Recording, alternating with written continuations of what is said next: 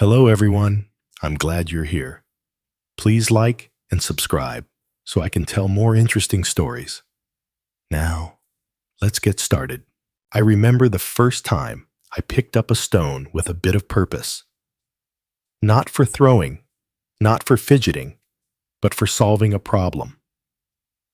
My hands were raw from tearing bark and scraping hides, and there it was just a regular rock. But something about it had a flat, weighted look. I smacked it against another, and when the flake chipped off and left an edge, well, it was like discovering fire all over again. Not that we had fire yet. That would come later. This was earlier, grubbier. More oops, I broke it than a behold my invention. Still, when I held that sharp edge and saw how easily it sliced through old reed stalks, I realized I wasn't just surviving anymore. I was crafting. Sure, I also sliced my own thumb because I wasn't exactly OSHA certified. But even that had a weird satisfaction to it. I had made a thing, and that thing could make other things easier. Historians still debate whether the first true tool was the Oldowan flake, a chipped stone from around 2.6 million years ago, or if earlier hominins had their own methods lost to time and compost. Either way, I like to think I was there for the big moment. Maybe not the big moment, but a big one. Because the second I had a sharp edge in my hand, the forest didn't look quite so intimidating anymore. The vines dangling from trees were no longer obstacles. The hides of animals weren't just smelly blankets. They were materials. I made my first real tool by accident. I was just cracking nuts on a rock when the hammerstone slipped and knocked off a piece from the core. It was razor-thin triangular and honestly kind of beautiful in a very don't step on it way. I kept it, not because I understood its value yet, but because I thought it looked cool. Some things never change, right? Soon, I started collecting stones, like a crow hoards shiny things. Obsidian, if I could find it, was the best. Sharp enough to make your enemies respect your personal space. But even river pebbles had potential. I watched the way stones fractured the sound they made the weight in my palm. One day, I broke a stone just right, and it made a sound like a whisper and a bird call at once. That chip became my go-to cutter. Until I dropped it in the river, of course. So I made another, and another. That's when I realized something that would eventually lead to smartphones, apparently. If you can replicate it, it's a tool. Want to know a bizarre fact? Some birds today, like New Caledonian crows, make tools too. They use twigs to fish out insects, which means depending on how you define tool. I might have been out-engineered by a crow for the first half of my life. Great. Anyway, I kept at it. The more tools I made, the more I started to understand the world in layers. Rock wasn't just something underfoot. It was potential. Every surface became a problem to solve. Every meal became an opportunity to test something new. One time, I used a flat stone to pound open a root, and it squirted some kind of white sap that got in my eye and made me see colors that didn't exist. Don't recommend it. What I do recommend is finding a good core, something with the right shape, good flake angles, and not too crumbly. You learn fast when you're depending on it for food. A sharp flake can skin a rabbit, open a fruit, even shape wood. And if you've ever tried scraping bark with your fingernails, you'll understand why we went all in on sharp edges real fast. There's something deeply satisfying about turning chaos into order, even in the simplest way. One stone becomes many flakes. One flake becomes a knife. One knife makes 10 fish dinners possible. Suddenly, you're not a desperate animal anymore. You're, well, a slightly less desperate animal with options. Historians argue about which hominin species started this cascade of invention. Was it Homo habilis, Australopithecus? My money's on the guy who hated how slow it was to peel fruit with his teeth. Motivation is a powerful thing. By the end of that season, my camp had changed. We had piles of worked stones. We even had a system, certain spots for tool making, others for cooking. I had made a mess, and in doing so, a little bit of order. A community, and that, I suppose, is where it started. Not the tools themselves, but the realization that tools change how we live. That with every flake and edge we shape the world just a bit more. We don't just adapt anymore, we redesign. And all it took was one very sharp rock and a thumb I didn't particularly need intact. The first time I saw fire-kissed stone, I wasn't trying to invent anything. I was just cold and annoyed and rubbing two sticks together like an over-caffeinated squirrel. I hadn't meant to ignite a blaze, but when the dried grass sparked and a tiny flame curled up like it was shy, I froze, literally and metaphorically. It was warm, it danced, and most importantly, it made everything around it look different. I leaned closer and saw something I'd never seen before. Stones near the edge of the flame had cracked, popped slightly like they were waking up. One had this glossy edge, now shinier than before. Almost like obsidian, but not quite. And of course, I had to touch it. Burned my fingers naturally, but worth it. Turns out, heat-treating stone makes it more workable, more predictable. It's a process we didn't have a name for then, but we sure noticed. Fire didn't just keep us warm. It changed the very nature of the tools we made. And once I figured that out, once I learned to half-bake a rock into something more useful, I started bringing stone to the fire like it was a pottery class. Now let's get one thing clear. This wasn't always safe. One time, a friend of mine, we'll call him Grok, because that's what he sounded like when he sneezed, tried to toss a damp stone into the fire. The thing exploded, sent shards flying. He lost a lot of hair and some pride that day. But we learned, slowly and usually the hard way. Historians still debate whether heat treatment was discovered intentionally or by sheer accident. Either way, we got clever with it. Left stones near embers overnight. Used smaller fires to preheat cores. It made flaking easier, less brittle. Even poor quality stone started behaving like the good stuff.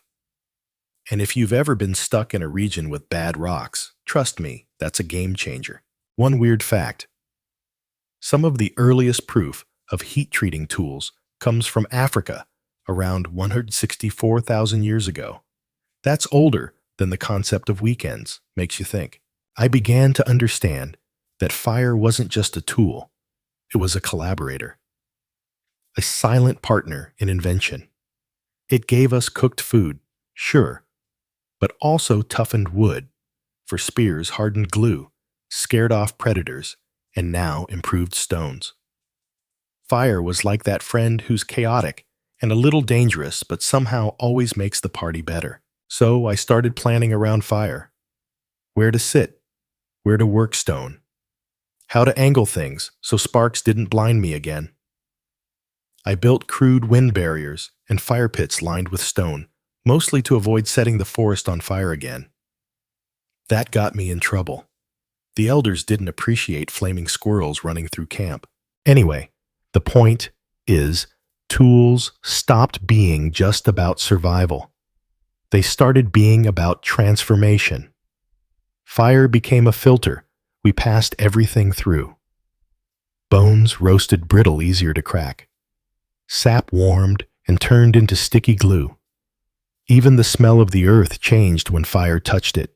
I started getting requests. People would bring me stones, awkward misshapen ones, and ask if fire could make them better. I wasn't exactly the camp wizard, but when you can turn trash rock into a spearhead that actually flies straight, you get a reputation. One night, someone brought me a dark red stone, said it was useless. I chucked it near the coals out of boredom, thinking I'd maybe use it to line the fire later. Next morning, it had cracked perfectly along one edge, like a blade had bloomed out of it overnight. I made a knife from that piece, and it was the smoothest cut I'd ever seen. After that, I hoarded certain stones like a raccoon with a shiny addiction. I even started categorizing them in my head. This one for cutting, that one for scraping. This one only works if you sing to it, which probably wasn't true, but I was tired and needed the superstition. Did we invent fire? No, but we figured out how to speak its language. And the more I worked with fire, the more I realized something strange tools weren't just objects anymore. They were events. You didn't just have a tool. You made a tool with timing and rhythm and heat and intent. It was like cooking, but instead of stew, you got a weapon or a scraper. I tried to explain this to my neighbor, another toolmaker, who thought sharpening one end of a stick was the pinnacle of technology. I told him, "Look, this stone works better if you heat it first." He stared at me, nodded sagely, and then used it as a cup. So we weren't all on the same page yet. Still, I kept going.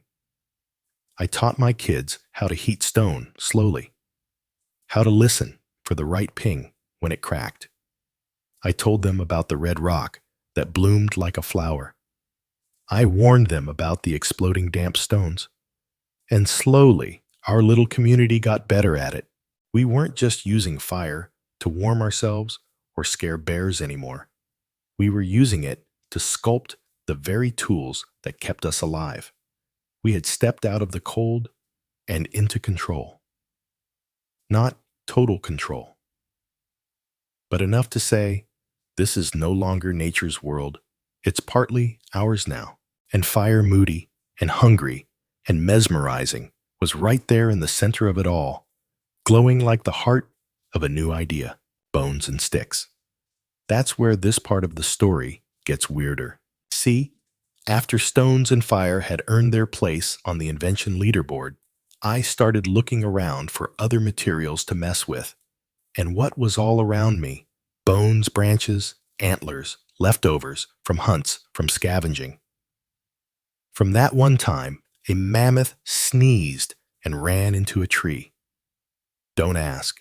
At first, bones seemed useless, too brittle, too weirdly shaped. But then I watched a hyena crush one like it was a breadstick, licking the marrow like it was honey. I thought maybe there's something here I'm missing. One night, I was poking a half-roasted deer leg with a stick when the femur cracked clean down the middle. Inside was this long, smooth sliver, strong curve just right. I sharpened one end, tied it to a branch with a strip of tendon, and suddenly I had something new. It wasn't quite a spear. It wasn't quite a knife, but it worked. Especially when I flung it at a tree to impress the others. It missed, but it made a cool sound. Historians still debate whether our ancestors deliberately shaped bone tools from the start, or if we just stumbled into it while gnawing leftovers. Personally, I think it's both. Curiosity and hunger often come to the same campfire. Eventually, bones became as much a part of my toolkit as stone. You could polish them, drill holes, shape them into hooks or needles. I once made a comb out of rib bone. Didn't do much for the lice, but my beard looked majestic, and wood was magic. Flexible when green, tough when dry, and everywhere.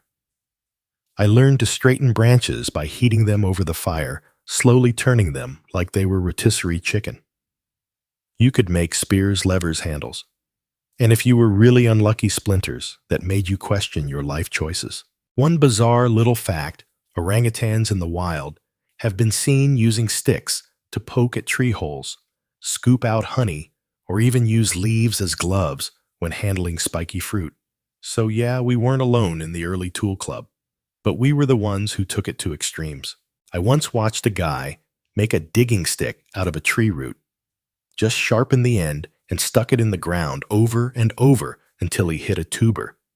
He didn't say a word, just grunted when he pulled it out like it was treasure. That was the moment I realized we weren't just using tools. We were beginning to rely on them. I made my first real spear after that. Bone-tip hardened shaft, wrapped tight with sinew, soaked in water, then dried until it shrank and locked everything in place. The first time it sank into something a tree stump. In this case, I nearly cried. Not out of joy, just exhaustion. Crafting that thing took me a full moon's cycle and 3 blisters. Still, it flew. It worked. It made me feel less like prey and more like something new.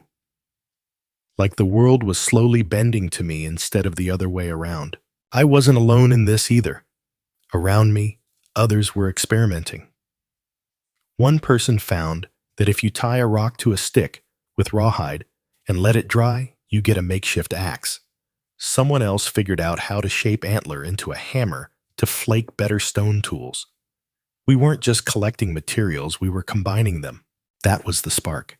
We started thinking in combinations.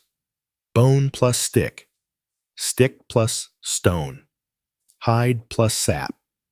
Each combo had its own flavor, its own use. And every time something worked, we shared it like gossip. Did you see what Rook made? It's like a spear, but shorter and uglier. Useful critique, really. One afternoon, I took a curved branch and tied a flat flake of stone to its end. It looked like a toddler's attempt at art. But when I used it to skin a rabbit, it slid through the hide like warm fat. That's when I realized form doesn't always follow beauty. Sometimes it just follows function. I kept tinkering, started giving tools personalities in my head. This one's the slicer, that one's the cruncher. This poor guy never quite cuts anything, but looks cool, so he stays. There was a kind of magic in it, I won't lie. Turning waste into weapons. Finding the perfect groove in a femur to shape a handle. Learning which sticks snapped under pressure and which bent just enough to store force. I started leaving caches of materials in the forest. Good stones here, dry sticks there. The occasional animal jawbone tucked under a log for later. Like early grocery shopping, but with more spiders. One day, I watched a younger member of our group use a broken antler to pry open a rotten log and pull out grubs. Gross, absolutely, but effective. That's when it hit me. We were building more than tools. We were building habits, routines, knowledge passed down not by words, but by hands and eyes. We were learning to see the world as potential. Not just obstacles or threats, but opportunities to make something better, safer, smarter. And it all started with trash, bones, branches, leftovers. Sometimes, the things you ignore end up changing everything. The first hammer wasn't planned. It was frustration with gravity that made me invent it. You see, I was trying to split open a stubborn nut with a flat rock, and it kept sliding out from under me. After the 5th failed attempt, I screamed, tossed the rock in the air, and it came down perfectly on the nut, cracking it open with a satisfying pop. I just stared at it, like the heavens had handed me a new idea wrapped in shell, a heavy stone used deliberately to strike another object. Yeah, that's a hammer. I didn't name it. I didn't even think it was special at first. But when I realized I could control the impact, it changed how hard I hit. Oh, everything changed. I started picking up different rocks, testing their weight and balance like I was at some prehistoric Home Depot. One was too round, another too sharp. But then I found a palm-sized one with just the right heft. I held it, swung it, and for the first time, I wasn't just reacting to the world, I was shaping it. Historians still debate whether hammers were our first true multi-tools. They weren't flashy, but they could crush flake pound, even serve as makeshift weapons. One solid thwack, and suddenly I was the most popular guy during nut season. And then, of course, I did what anyone with a new toy does. I went a little too far. I tried using the hammer on everything. Nuts, bones, clay.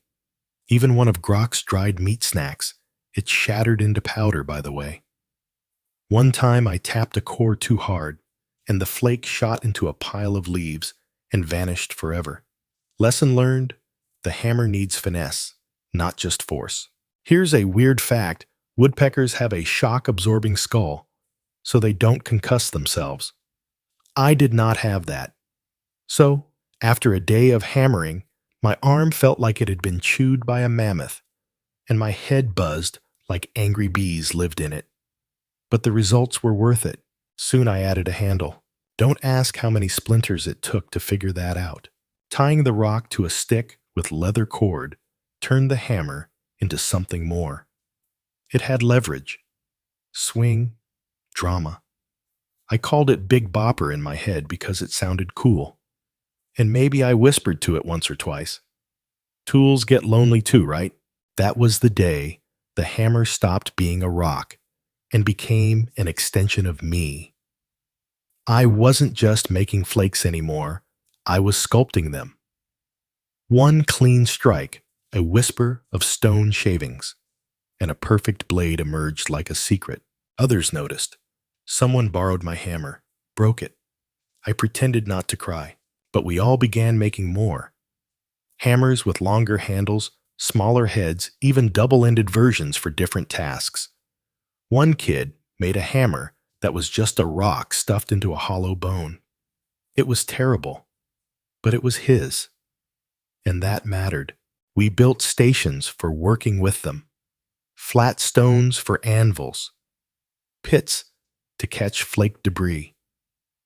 Suddenly, tool making wasn't just something we did when we needed a knife. It was a process, a craft, an identity. I remember one evening when the light hit my hammer just right, and I saw the tiny grooves worn into it by hours of use. It felt like an old friend, one that helped me survive, but also helped me create. The funny part: some of the tools we broke while hammering became tools themselves. Sharp shards, mini chisels. One flake even worked better than the knife I'd spent a whole day making. Go figure. And then came the hammer games. You see, once everyone had one, we started comparing. Who could split the finest flake? Who could craft a point sharp enough to shave bark? It got weirdly competitive. Grok decorated his hammer with feathers. I carved notches into mine. Someone tried to make one with two heads. It flew out of his hand and hit a tree. We all laughed, except him. He was unconscious. But it proved a point: the hammer was more than a tool. It was becoming a symbol. We even had stories about it. One tale said the gods gave us hammers to shape the bones of the earth. Another claimed lightning was the sky using a giant hammer. I personally liked the one where a squirrel stole a hammer and became king of the forest. It's still my favorite. There's a saying I once heard: if all you have is a hammer, everything looks like a nail. Back then, if all you had was a hammer, the world became your workshop. We didn't know metallurgy yet, or gears, or hinges. But we knew force, and we knew how to aim it. And for the first time, it felt like maybe, just maybe, we weren't entirely at the mercy of nature anymore. We had something to say, and we said it with a thump. If you want to know what changed everything, it wasn't stone, or fire, or even the mighty hammer. It was string. I'm not kidding. Twisted plant fiber. That's it. The ancient ancestor of shoelaces and spaghetti disasters. The first time I managed to tie something without it immediately unraveling, I felt like I'd unlocked a cheat code. Suddenly the world had connections. Literally, I found the fibers in a type of bark, thin, stringy, and ridiculously sticky when chewed. Yes, I chewed it. We chewed everything back then. It's a miracle we didn't poison ourselves weekly. I twisted two strands together and pulled. It held. I tied a knot. It held. I tied it around a stick and a rock, and boom, the first real binding. It was like fire, but quieter. Rope cordage sinew. These were our ancient Wi-Fi. They connected things that didn't want to stay together. And once we had that power, we started seeing possibilities everywhere. Historians still debate whether rope was first used to build traps, carry meat, or hold tools together. I say yes, all of the above. Because the moment we figured out how to bind, we figured out how to build. My first rope creation was an axe, a real one. I split a branch, wedged a sharpened stone into the crack, and wrapped it tightly with cord soaked in water. When it dried, it shrank. The stone held firm. I named it Chopper, mostly because it chopped. I wasn't great with names yet. Here's a bizarre fact. Some spiders spin stronger silk than steel. That's right. The future may belong to web-weaving robot spiders. Just saying. Anyway, soon enough, my camp turned into a craft fair. People were braiding cords from everything grass bark, tendon, even hair. One guy tied feathers to his tools for flair. Another made a bag out of woven roots, which promptly fell apart when it rained. But hey, points for style. I used cord to make my first sling. Just a pouch tied to two lines. You swing it. Let one side go, and whap a rock flies through the air. I couldn't hit anything smaller than a mammoth with it, but the power was there. It gave me reach range, something we never had before. I realized something else too. Rope could store energy. You pull it tight, let it go, and it snaps. That simple mechanic led to traps, snares, spring-loaded sticks that caught birds or rabbits or the occasional unlucky child. Don't worry, we let him go. Eventually, we started lashing logs together to make sleds. Carrying meat got easier. Dragging firewood didn't destroy our backs. One guy made a frame backpack using bent branches and twine. He looked ridiculous, also brilliant. I stole the idea immediately. Cordage allowed us to think vertically. We hung things. We suspended meat over fires. We strung up shelters between trees, out of reach of snakes and wandering hyenas. Suddenly, we weren't just living on the ground anymore. We were organizing. And that's when someone tried to use rope for communication.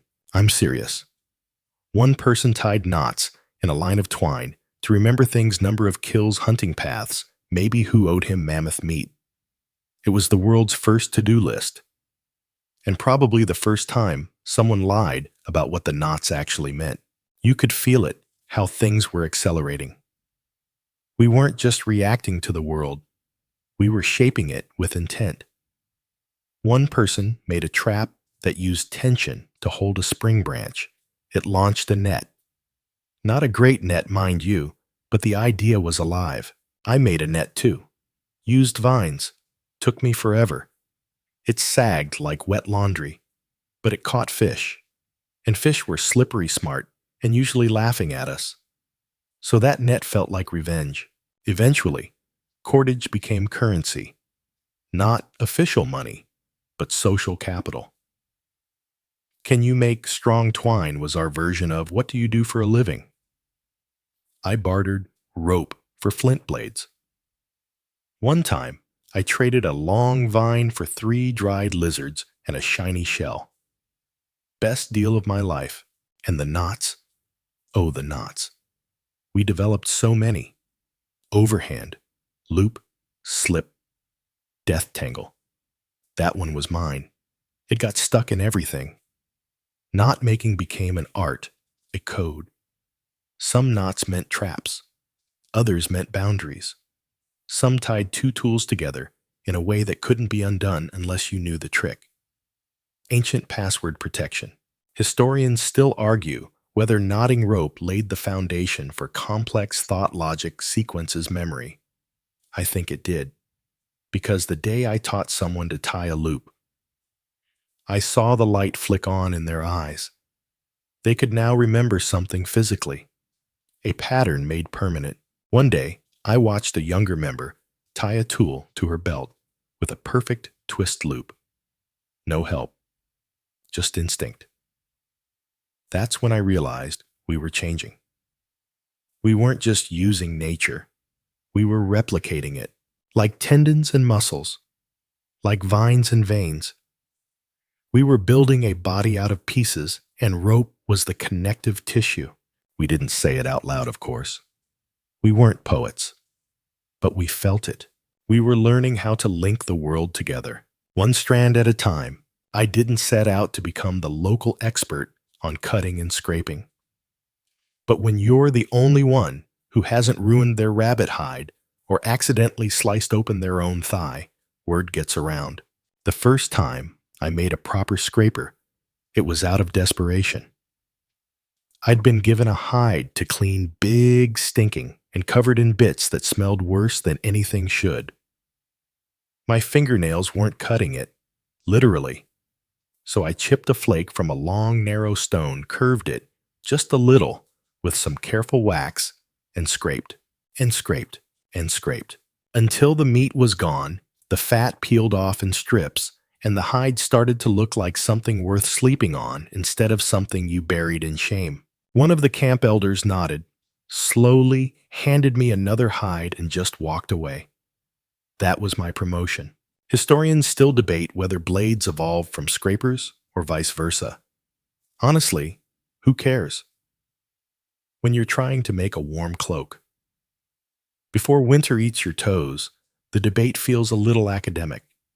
What matters is that we could now shape the world in finer detail. The scrapers got better. Wider edges, sharper corners. Some I curved inward, others out. I even used a worn-down bone to polish the hide afterward. Turns out, the smoother the hide, the more comfortable your seat by the fire. And we were getting picky.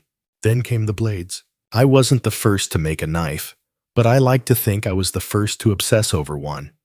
I spent an entire week crafting a blade from obsidian thin as a leaf, sharp as betrayal. I tied it to a handle using sinew and glue I made from boiled hooves. When I showed it to the others, they laughed, said it looked like a fragile bird's beak, until I used it to gut a fish in 3 seconds. No one laughed after that. Here's a bizarre fact for you. Some sharks replace their teeth every 2 weeks. Constant blade upgrades. Makes you think about evolution's sense of humor. Anyway, my tools earned me some reputation. I wasn't the strongest, or the fastest, or even the best at hunting. But I could take a raw chunk of elk and turn it into food, leather, cordage, and pride. That got me noticed. One woman, Rala, started bringing me meat just to watch me work. She said it was because she wanted to learn, but I saw the way she looked at my tool belt. We married in spring. She got my best knife. I got her best traps. A fair trade. Cutting and scraping changed everything. We made holes in hides to lace them together. We shaped sticks into handles. We carved tiny notches into tools for grip. Someone even made a comb again, this one better than mine. I pretended to be happy for them. Every surface became something to shape. Rocks, bones, even teeth. I carved the face of a bear into a pendant once. Looked more like a confused goat, but the intention was there. We began to decorate our tools, not for function, but for meaning. Symbols, marks, patterns that told stories. This was mine. That was hers. This one caught the biggest boar. That one belonged to someone we'd lost. Historians sometimes refer to this as the symbolic explosion, when tools stopped being purely utilitarian and started to carry identity. And you could feel it. Our tools were starting to talk, not in words, but in scratches, shapes, and stains. There was a rhythm to it all, too. You didn't just scrape or cut, you danced. Arms moving in loops, blade catching the light. There were songs in our heads, beats in our muscles. We didn't know it then, but we were making music with our tools long before we ever picked up a drum. I remember one night, after finishing a particularly stubborn hide, I sat down by the fire with Rala. She handed me a bowl of broth and said, "You made that look easy." It wasn't. My hands were shaking. My shoulders ached. But I smiled, because for once, I wasn't chasing survival. I was shaping it. The next morning, a young boy in our group came up to me with a flake he'd chipped himself. He held it out, palms trembling. "It cuts," he said. It barely did. But that wasn't the point. He had made it, with intention, with care. I sharpened the edge a little for him, tied it to a stick with spare sinew, gave it back. Now he had a scraper. And we had another toolmaker. That was the real shift. You know, tools weren't just extensions of hands anymore. They were bridges between generations, between ideas, between what we needed and what we dreamed. And when you cut into the world with a blade, you made yourself. The world feels just a little more like it's yours.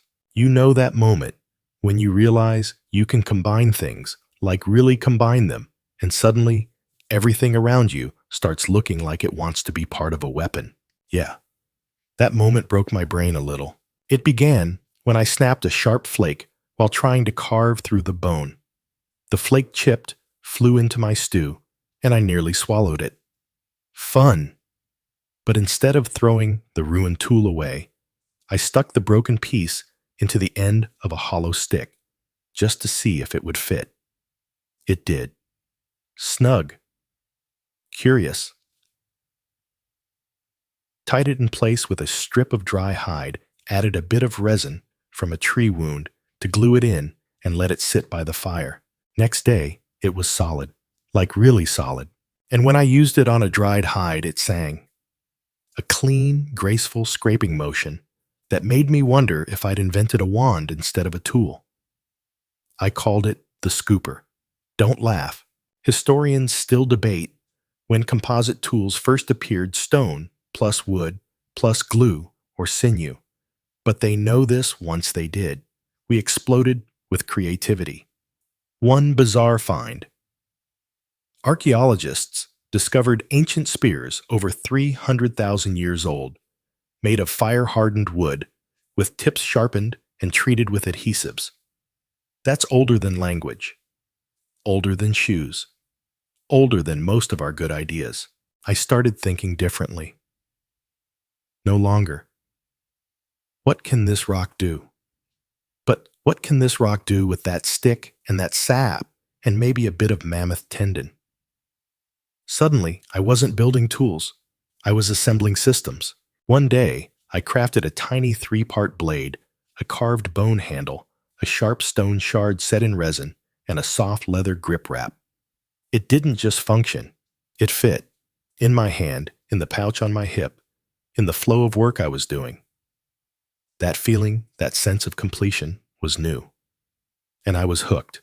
From there, it was madness. Spearheads lashed to shafts, hooks carved from antlers and tied to vine lines, a net made of braided gut and anchored with stones. I even made a tiny hammer using a pebble stuck in a forked branch and glued in place with boiled sap. It broke on first use. Still proud of it. Composite tools were the Swiss Army knives of prehistory. They let us mix materials based on their strengths. Wood for flexibility, stone for sharpness, bone for structure, sinew for tension, resin for bonding. And you could customize. My tools were mine in a way that nothing else had ever been before. Rala, remember her, made her own set too. Smaller handles, slimmer blades. She used them for cutting herbs and dressing birds. And honestly, her craftsmanship was better than mine. I hated that. I also loved it. One night, while sitting around the fire, we started swapping parts, like kids trading beads. Her handle on my scraper, my blade on her carving stick. It became a game. And then, without meaning to a culture, people began naming their tools, decorating them, teaching each other new bindings, better glue mixes. Someone figured out you could mix ash into resin to make it dry faster. Another person started using fish skin strips as ultra-strong cord. We were evolving. And with every new combination, our range expanded. Longer spears for bigger prey, finer blades for intricate work, flexible hooks for fishing. We could now adapt our tools to the task. Here's something weird. Octopuses have been known to carry coconut shells for protection, essentially assembling a portable shelter. It's clever, but it's nothing compared to a human with a workshop made of twig spit and bad ideas. I remember building a throwing spear that used 3 sharpened shards embedded into a single head, like a primitive arrowhead but meaner. When I threw it at a pile of stacked hides, it stuck and spun. I had no idea what I'd done, but I knew I wanted to do it again. We started comparing techniques, sharing glue recipes, competing over who had the strongest binding or the lightest spear. One guy tried using dried insect shells as polish. We didn't stop him. It actually worked. There was something beautiful in it, this messy, sticky, cracking journey of creation. Failure meant progress. A snapped spear tip just meant you needed better glue. A broken scraper meant it was time for version 2.0. It wasn't just about killing animals anymore. It was about building something smarter than claws, faster than teeth, more precise than hunger. It was about bending the world into a tool that bent to you. And maybe that's when we really crossed the line. We weren't just surviving anymore. We were inventing. It started with a rhythm. Tap, tap, scrape. Tap, scrape, tap. Again, again, again. I was shaping a new scraper near the firestone on stone, and the sound was so repetitive, I barely noticed when it started syncing with the thumping of someone walking past. Then Grok Yes Him again began humming, a low grunt up and down matching the beat. And just like that, we had a soundtrack to our Stone Age. I didn't mean to invent a drum, but that's sort of how half our tools came to be by accident boredom, or trying to impress someone cute by hitting stuff. I was using a thick log to pound bark off a tree when I noticed the sound was oddly satisfying. Deep hollow. It echoed. So naturally, I started hitting it again and again. Soon others joined in smacking stones, slapping hides. A few people thought we were summoning spirits. I thought we were just finally having fun. Historians still debate whether rhythm came before language or vice versa. But in my experience, the beat always came first. Long before we had words for danger or fire, we had the thump of feet, the clack of stone, the crack of bones. Tools made sound, and sound became signal. One bizarre fact: some archaeologists believe certain caves might have been chosen not just for shelter, but for acoustics. That's right. Early humans might have cared about echo before they cared about hygiene. Anyway, I started testing tools, not just for sharpness, but for sound. Some stones rang like bells. Some wood thudded like it was trying to nap. One flat bone made a sharp clack that turned into our group's signal for help. I stepped on a snake again. Yes, again. It was in this flurry of sound that I made a realization. Every tool had a voice, a shape, a use, and now a sound. And those sounds started to organize us. If you think about it, the hammer had a beat. The scraper had a whisper. The spear had a whistle as it flew. Even the twine, when pulled tight, sang a little. And before I knew it, we were building tools with sound in mind. One evening, I carved holes into a hollow log, not knowing why. I blew into it. Nothing. I blew harder. Still nothing. Then Rala picked it up and blew across the top sideways, and there it was. A low, breathy whoo. We stared at each other like we'd just summoned thunder. Did we just invent the flute? Maybe. It sounded awful, but it was ours. The rhythm of work turned into the rhythm of communication. A pattern of hammering could signal Help me flake this core. Or, I'm making soup, bring meat. Or less usefully, I'm just doing this because it's satisfying. I watched as kids mimicked the beats we made. Tap, tap, scrape. Tap, tap, scrape. One of them used two flat bones to make a clacking noise repeating the beat of the drum log. No idea why. Didn't matter. They were learning the rhythm of tools before they even held one. We made games out of it. Who could sync their hammer strikes perfectly with the others? Who could carve a scraper while keeping time? It was ridiculous. And it was ours. There was a new kind of energy in camp. It wasn't about survival anymore. It was about coordination. And somehow, rhythm became the glue that held our chaotic, little tool-obsessed family together.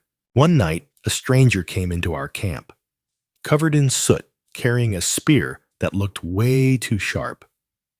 We were cautious, until he sat near the fire, picked up a hollowed-out bone, and tapped it 3 times perfect sync with our rhythm. That's when I knew rhythm wasn't just sound, it was identity. We showed him our tools. He showed us his. He had a fish hook carved from horns strung on twine, made from twisted sinew so fine it looked like hair. It shimmered. We tried to copy it. Failed. He smiled anyway. He stayed a week.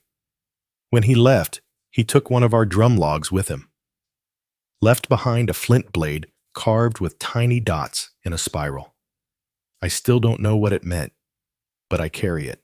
Because the tools were speaking, maybe not in words, but in tone, in tempo, and timing. Historians think this era marked a shift towards symbolic thinking, where tools were more than tools. They were ideas, carried, traded, copied, remixed. Like a melody that keeps playing even after the instrument is gone. One night, Rala and I sat by the fire, tapping out a beat with stones while our daughter carved her first blade. The rhythm filled the air like warmth. She didn't look up, didn't speak, but when she finished, she held up the blade and tapped it 3 times against the rock, just like we did. And I realized this wasn't just survival anymore. It was culture. There are few things in this world more humbling than meeting someone with a better tool than yours. It's like showing up to a feast with a wooden spoon, while the guy next to you pulls out a carved, polished, multi-purpose bone instrument that doubles as a spoon spear sharpener and status symbol. I'm not saying I was jealous. I'm saying I almost tackled him for it. The first time I saw another tribe's toolkit, it changed everything. They arrived with quiet footsteps and quiet eyes, and when they opened their packs, the tools inside gleamed. I mean gleamed. Polished stone carved antler bindings, so precise it was like the sinew itself had been trained in art school. Our group circled in close, like crows around a shiny thing. There was murmuring, whispers, a few elbows. Then one of our elders stepped forward and offered to trade his finest hammer for one of their blades. The visitors declined, politely, which made it so much worse. That night, I didn't sleep. Historians still debate whether early trade was cooperative or competitive. Personally, I think it was both. Because the moment you realize someone else has figured out how to make a better trap, a stronger net, or a cooler-looking spearhead, your brain lights up with 2 thoughts. How did they do that? And I need one. The next morning, I tried to recreate one of their tools from memory. It didn't go well. The blade chipped wrong, the resin was too soft, and the handle snapped after the first swing. But I learned something. Their tool wasn't just better. It was optimized. The balance, the materials, even the way it fit the hand. So I started experimenting. New resins, different sinew wrapping techniques. I even boiled bark from a different tree to try and recreate the glue. I failed, a lot. Once the glue stuck my fingers together, and I spent an entire afternoon trying to explain to Rala why I couldn't pick up the baby, but I kept going. Because envy, when harnessed properly, is fuel. Here's a bizarre fact Chimpanzees have been observed stealing each other's tools and hiding them. They understand the value of innovation and the thrill of ownership. So yeah, it's not just a human thing. It's a primate thing. Eventually, I started getting it right. I added counterweights to hammers, padded knife handles with bark used tiny fish bones for needles.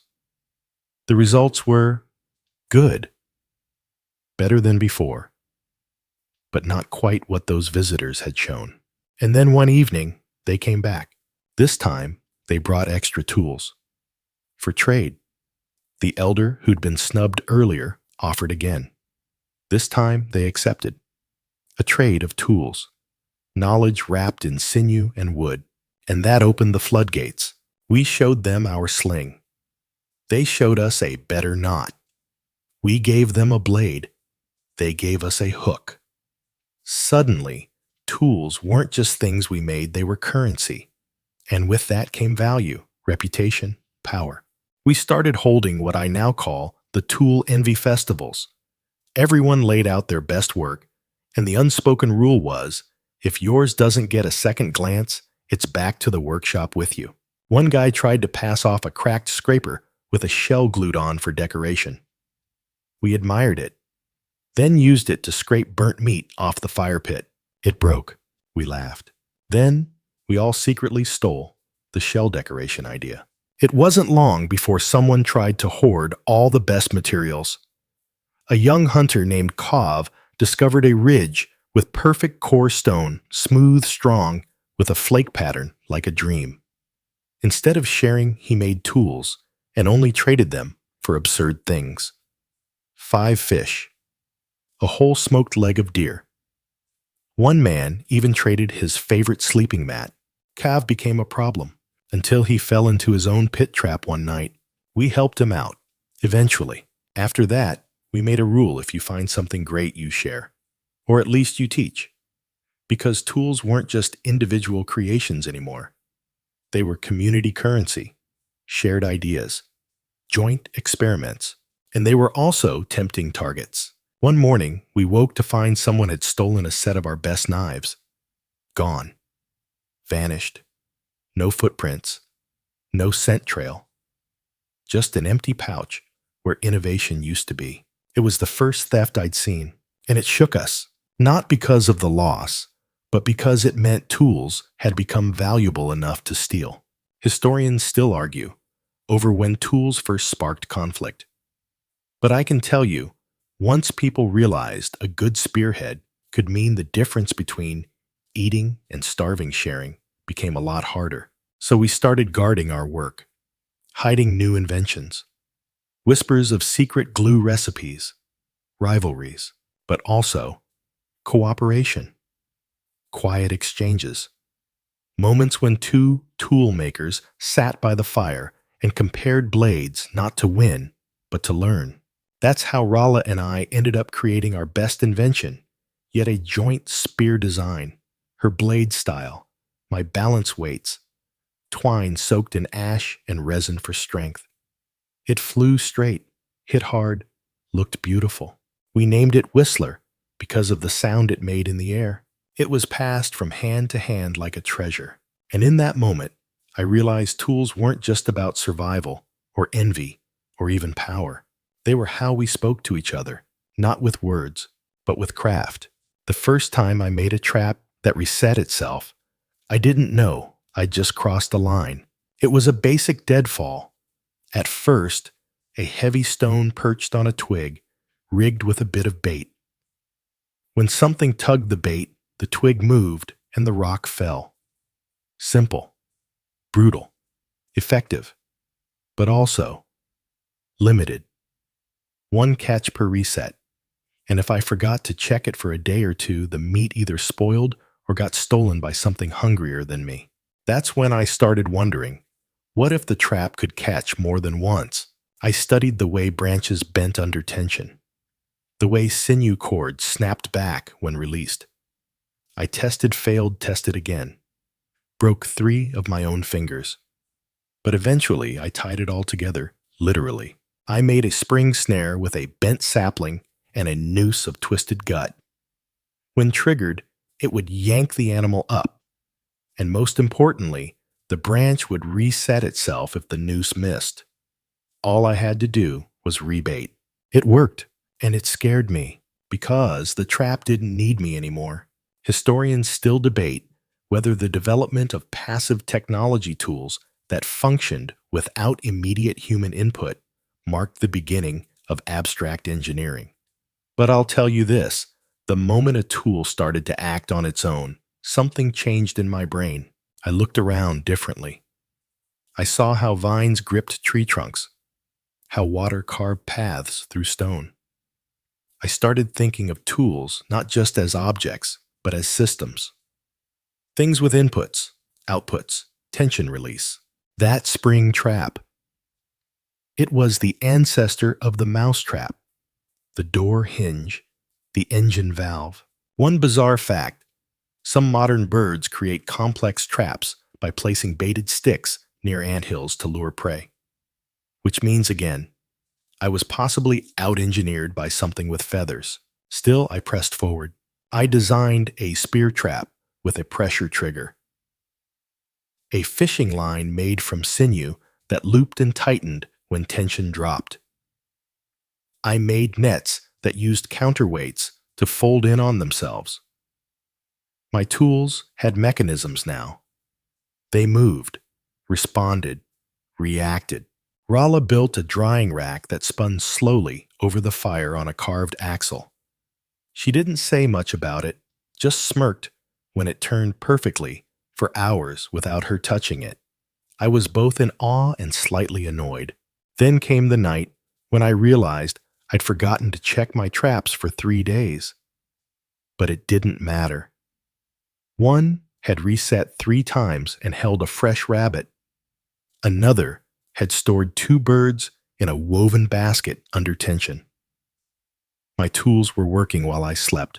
That's when the thought hit me. What happens when tools get smarter than their makers? Not smarter like thinking, but more efficient, more consistent, less forgetful. I still needed to make them maintain them, but the balance was shifting. Tools weren't just helping me live. They were doing part of the living for me. It wasn't long before we had designated toolmakers. People who no longer hunted but built. People who didn't gather food but made the devices that let us gather more with less effort. One guy spent a whole week building a fish trap that looked like a woven basket, a spiral, and a death maze all rolled into one. It caught 37 fish. We gave him our last piece of dried honeycomb and a carved tooth necklace as thanks. Our camp started changing. We organized things by function. Fire tools here. Hunting tools there. Cooking, carving, shaping, tying each had their own space. I made a rack just for cordage. Rala built a shelf out of flat stones and sticks. Someone carved tiny symbols above each section. Symbols. They weren't words. Not yet. But they meant something. And when others saw them, they understood. That's when I knew.